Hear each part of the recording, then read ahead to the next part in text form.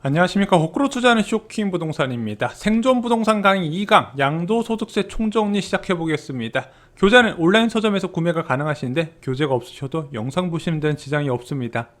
자, 저희 쇼킹 부동산은 생존 부동산 강의란 이름으로 시리즈 영상을 제작 중에 있습니다. 성인이라면 꼭 아셔야 될 내용을 최대한 쉽고 간단하게 정리를 드리겠습니다. 제도를 이해하시고 개인 부동산 거래에 활용하시기 바랍니다.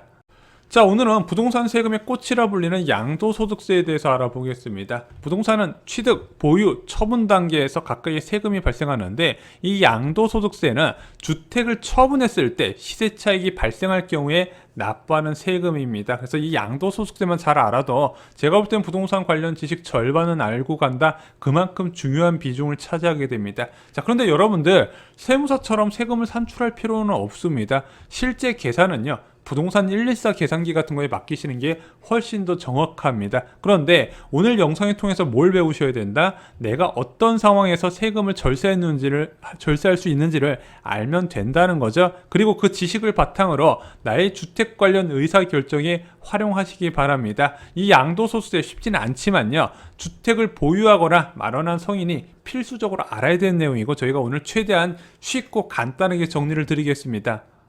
자, 오늘 양도소득세는요 5파트에 나눠서 설명을 드리겠습니다. 첫 번째, 양도소득세 계산과 신고. 두 번째, 1주택자 양도세 9억 이하분에 대해서 말씀을 드리고요. 세 번째, 1주택자 양도소득세 9억 초과하는 경우. 네 번째, 비규제지역의 다주택자의 양도소득세. 다섯 번째, 규제지역의 다주택자 양도소득세입니다. 교재는 69페이지에서 94페이지까지 활용이 됩니다. 자, 이 양도소득세 중에서 또 하나 중요한 내용인 일시적 1가구 2주택은 다음 영상에서 소개를 드리겠습니다.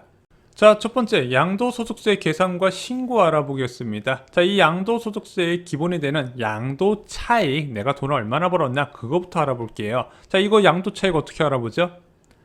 내가 판 가격에서 산 가격을 빼고 여기에 들어간 비용을 빼게 되면 양도차익을 구할 수가 있겠죠. 그러면은 산 가격과 판 가격은 여러분들이 더 잘 아실 거고 필요 경비만 저희가 좀 더 부가적인 설명을 드리겠습니다. 자, 이 필요 경비는요 간단해요. 내가 이 주택을 살 때 들어간 비용, 취득세나 법무사 비용, 취득증계 수수료 등이 포함이 될 거고요. 그리고 팔 때 들어간 비용, 양도중개 수수료나 이제 세무사한테 세금 계산해 달라고 했던 신고 수수료 등이 여기에 포함이 되게 됩니다. 수리비 같은 경우는 좀 엄격해요. 현상 유지하는 수리비는 인정이 안 됩니다. 대표적으로 벽지나 장판 교체, 싱크대 교체 등은 이제 포함이 안 되고요. 예를 들어 발코니 샤시를 했다든가 홈오토 설치비를 했다든가 아니면은 보일러를 교체를 했다든가 이런 부분은 이제 수리비로 인정을 받습니다. 자, 이것을 인정받기 위해서는 증빙 방법이 좀 까다로워요. 세금 계산서나 계산서, 신용카드 매출 전표, 금융거래 증빙 서류가 있어야 된다는 부분입니다. 자, 이렇게 나온 양도차익은요 장기보유 특별공제를 빼고 양도소득 금액으로 산출이 됩니다. 장기보유 특별공제는 무엇일까요? 두 가지가 있습니다. 1주택자 장기보유 특별공제에 3년 이상 보유자한테 적용이 되고요. 연 8% 최대 80%까지 적용이 가능합니다. 그런데 이게 워낙 강력한 혜택이다 보니까 점점 적용이 엄격해지고 있습니다. 뒤에서 설명을 드리고요. 또한 일반 장기보유 특별공제가 있습니다. 다주택자 장기보유 특별공제라고 부르시는 분도 있어요. 3년 이상 보유자한테 적용되는 건 같은데 연 2%씩 15년 최대 30%까지 밖에 적용이 되지 않습니다. 자, 이렇게 나온 양도소득 금액에 양도소득 기본공제 250만원을 빼고 양도소득 과세표준을 만듭니다. 양도소득 과세표준에 세율을 곱하면 비로소 산출세액이 나오게 되는 거죠. 여기서 말하는 세율은 양도소득세 기본세율입니다. 6%에서 45%까지 적용되는데 이렇게 나온 세율에 누진공제액을 빼고 산출세액이 나오게 되는 거예요. 자, 그리고 여러분들 아시다시피 6월 1일부터 양도소득세율이 크게 올라갔습니다. 다주택자 중과세율이 확대가 됐을 뿐만 아니라 주택의 단기 보유자에 대한 세금도 크게 강화가 됐습니다. 그래서 2년 미만 보유 시 60%, 1년 미만 보유 시 70%로 세율이 크게 올라가게 되고요. 분양권은 2년 이상 보유해도 60%, 그리고 1년 미만 시는 70%까지 적용이 됩니다. 그래서 분양권으로 요즘 거래하는 시장 거의 없어졌다 보시면 될 것 같아요. 자, 이렇게 나온 산출세액에 세액공제와 감면세액을 빼면은요 자진 납부할 세액이 됩니다. 여기서 지방소득세 10%가 더 부과가 되죠. 감면세액은 무엇인가요? 대표적으로 미분양 났을 때 정부가 미분양 주택 소진시키려고 이 주택 사면은 세금 감면 혜택 주겠다 이런 거 보시면 될 것 같은데 지금 실무적으로 그렇게 많이 나타나지는 않고 있습니다. 자, 그럼 양도세 신고는 어떻게 할까요?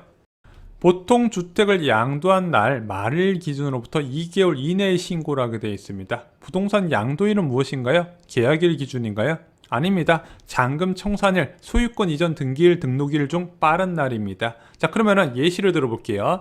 작년 2월 12일 날 잔금을 지급받았다면 신고 기한은 언제까지냐?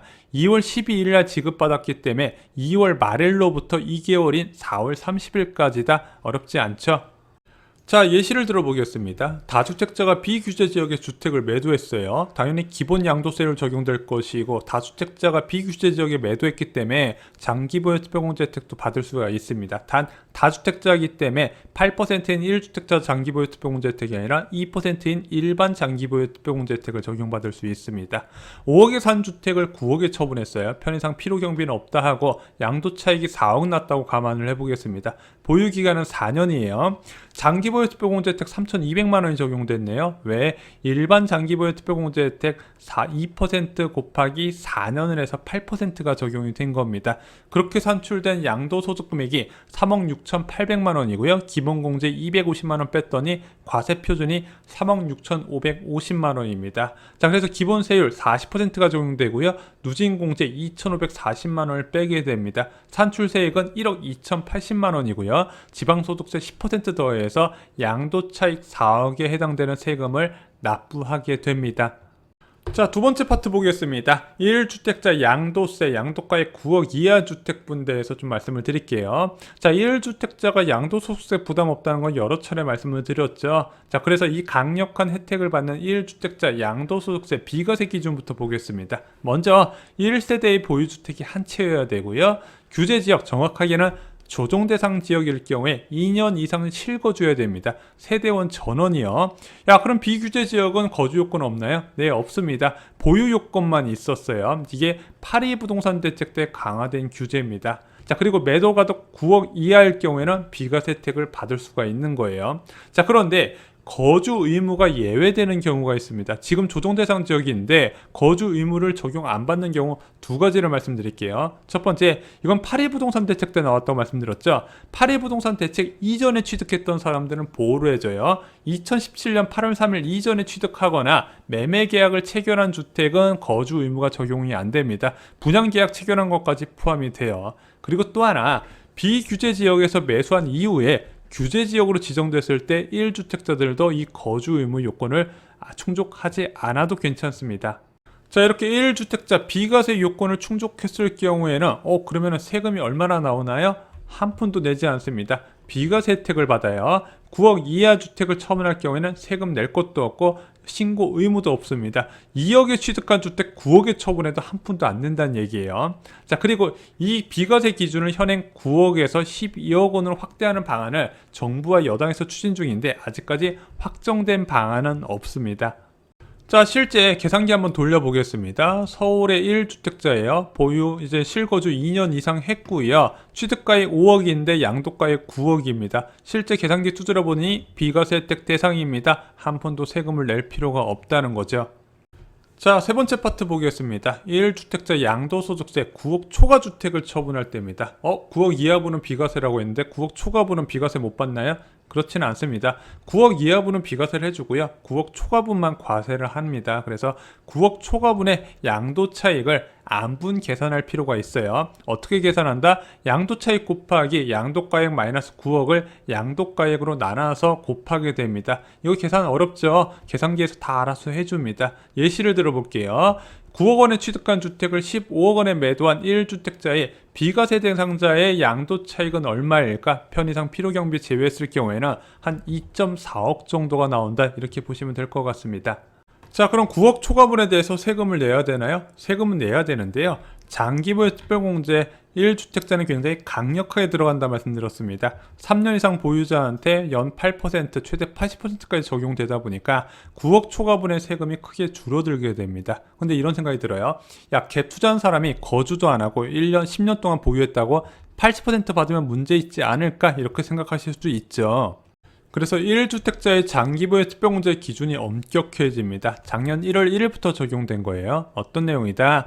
2년 이상 거주한 경우에 한해서 장특공제 최대 80%까지 적용하는 걸로 바뀌게 된 거예요. 만약에 2년 미만 거주 시에는 일반 장특공제 30%가 적용이 된다는 부분이죠. 그럼 이런 생각이 들어요. 야, 만약에 2년만 거주하고 8년 보유하면 80% 받는 거 그건 괜찮나? 이렇게 물어볼 수도 있죠. 그리고 1주택자의 장기부의 특별공제 기준이 추가로 강화됩니다. 바로 올해 1월 1일부터죠. 어떤 식으로 강화된다? 1년에 8%씩 적용되는 거를 거주 4년 플러스 보유 4년으로 합산해서 계산한다는 부분입니다. 예시를 들어볼게요. 보유기간 8년 중에서 실거주 4년 한 경우에는 장기부의 특별공제를 어떻게 계산한다?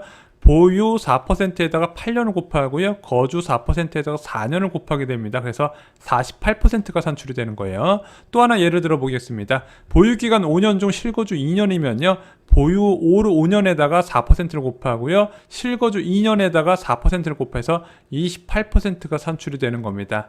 자, 실제 계산기를 돌려보겠습니다. 서울의 1주택자입니다. 실거주는 3년 했는데 보유는 4년 이상 했습니다. 취득 시기는 2017년 1월 8억에 취득했는데 올해 8월에 매도를 했습니다. 14억에 매도를 했습니다. 그러면은 보유기간 55개월에 비과세 혜택을 받을 수 있었죠. 그래서 양도가액 14억에 취득가액 8억 빼서 양도차익이 2억 1,429만 원으로 안분 계산해서 나옵니다. 장기보유 특별공제가 6천만 원이 적용돼서 소득금액이 1억 5,429만 원이 나왔어요. 야, 장기보유 특별공제가 6천만 원이 어떻게 계산됐냐? 거주 3년, 보유 4년을 해서 28%가 적용된 거죠. 그리고 양도소득금액, 양도소득 기본공제 250만원 빼고 과세표준에다가 세율은 38%, 누진공제 1,940만원을 제외하고 산출세액이 3,828만원이 나옵니다. 여기에 지방소득세 10%가 추가가 된 거죠. 그래서 양도차익 9억에 세금이 얼마 산출됐나 봤더니 한 4천만원 정도가 나오게 된 겁니다. 그래서 1주택자 세금 부담이 거의 없어요.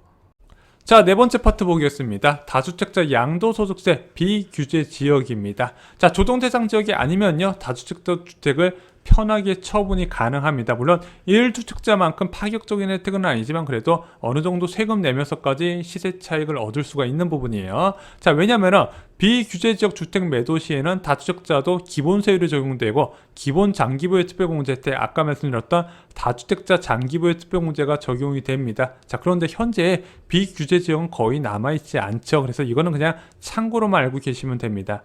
자, 다섯 번째 파트, 대망의 규제지역의 다주택자 양도소득세 계산 방법입니다. 자, 조정대상 지역은요, 다주택자 주택 처분 시에 양도세 중과가 적용되고 장기부의 특별공제도 배제가 됩니다. 교재 86페이지 보시면요, 다주택자 세율 인상안이 나와 있습니다. 2021년 올해 6월부터요, 다주택자 세율이 크게 뛰어 올라가게 됩니다. 어느 정도 세금이 나오냐? 쉽게 설명을 드리면요, 2주택자는 양도차익의 절반이 세금이다 보시면 되고요, 3주택 이상자는 양도차익의 60%가 세금이다, 그만큼 무섭다 보시면 될 것 같습니다. 자, 예를 들어 볼게요. 다주택자가 규제지역일 때 처분한 거하고 비규제지역일 때 처분하고, 먼저 3억에 매수한 주택을 62개월 보유 후에 5억에 매도할 경우입니다. 먼저 비규제지역은 5천만 원 정도가 산출이 돼요. 왜? 장기보유 특별공제 혜택도 받았고요, 일반 세율이 적용받았습니다. 그래서 2억 정도 되는 양도차익에 5천만 원 정도 세금이 나왔어요. 규제지역은 얼마가 나왔을까요? 1억 2천만 원이 나옵니다. 2배 이상 나왔죠. 먼저 장기보유 특별공제를 적용받지 못했습니다. 그리고 세율이 38%가 아니라 3주택자다 보니까 68% 세액 부담이 껑충 뛰어 올라가면서 1억 2천만 원 세금이 나온 거예요. 2억 양도 차익에 1억 2천만 원 세금이다. 아까 말씀드렸죠. 3주택 이상자는 60%를 세금으로 뛰어간다는 거죠. 와, 그럼 내가 주택을 처분할 때 내가 보유한 주택수가 굉장히 중요하겠구나. 양도소득세 계산 시에 주택수 판단도 공부하실 필요가 있다는 겁니다. 아래 세 가지 순서로 판단하시면 돼요. 교재 89페이지입니다. 먼저 세대가 보유한 주택의 전체를 합산이 들어가요. 이렇게 합산해야 되는데 제외되는 주택이 있습니다. 바로 지방과 경기 세종 읍면지역, 광역시의 군지역의 공시가격 3억 이하 주택은 제외를 시켜줍니다. 시골에 있는 싼 주택은 빼준다는 이야기예요. 자, 그리고 이 양도소득세 계산 시에 올해 1월 1일부터 바뀐 게 있습니다. 바로 신규로 취득한 분양권도 주택수에 포함이 되는 부분이죠. 자, 추가로 양도소득세 중과 제외 대상 주택 알아보겠습니다. 먼저 3주택 이상자인데 제외되는 경우 아까 말씀드렸다시피 수도권 광역시 세종시 외 3억 이하 주택은 제외가 되고요. 장기 임대 주택도 중과 대상에서 제외가 됩니다. 10년 이상 장기 사원용 주택과 상속받은 주택도 제외가 되고요. 조세특례 제한법상 감면 대상 미분양과 신축 주택도 제외가 됩니다. 2주택 이상자도 적용이 되는데요. 여기에 포함됐다고 다 들어가고요. 두 번째, 취약, 근무 등의 이유로 수도권 밖의 주택을 3억 이하짜리를 취득했을 경우에도 제외가 됩니다. 혼인 합가일 5년 이내, 본거 봉양 합가일부터 10년 이내 양도주택도 제외가 되고요. 소송 진행 중에 주택 또는 소송 결과에 따른 취득한 주택도 제외가 됩니다. 그리고 가장 많이 알려진 일시적 2주택 경우에 종전주택도 양도소득세 중과 대상에서 제외가 된다는 부분입니다. 자, 추가로 최종 1주택 개념도 좀 설명을 드리겠습니다. 예를 들어 주택 세 채를 가진 사람이 있어요. A주택 처분했습니다. B주택 처분했습니다. 자, B주택 처분한 시점에 마지막 남은 주택이 비과세 요건을 충족을 했어요. 그럼 바로 즉시 처분이 가능했었습니다. 자, 그런데 올해 1월 1일부터는요, 제도가 바뀌었어요. 자, A주택 처분하고 B주택 처분했습니다. C주택 비과세 요건 충족했다 하더라도 바로 처분이 불가능하고요. 보유기간을 다시 2년을 충족을 해야 비과세 혜택을 받을 수 있는 것으로 바뀌었습니다. 단, 일시적 1가구 2주택은 예외가 된다는 부분 잊지 마시기 바랍니다. 자, 긴 영상 들어주신다 고생 많으셨습니다. 3강은요, 일시적 1가구 2주택 총정리에 들어가겠습니다. 이건 역시도 대한민국 성인이라면 꼭 알아야 되는 필수 지식이라고 합니다. 이거 도사로 만들어 드리겠습니다. 이상으로 쇼킹 부동산 마치겠습니다. 오늘 아무래도 굉장히 중요하고 어려운 부분 그리고 많은 양을 다루다 보니까 복습은 좀 필수라고 생각합니다. 서적을 좀 여러 차례 보시면서 완전하게 내 것으로 만드는 것을 추천드리겠습니다. 여러분들이 평생 요긴하게 사용할 수 있는 정보라고 저는 확신을 합니다. 좋아요, 구독, 알람 설정 꼭 부탁드립니다. 감사합니다.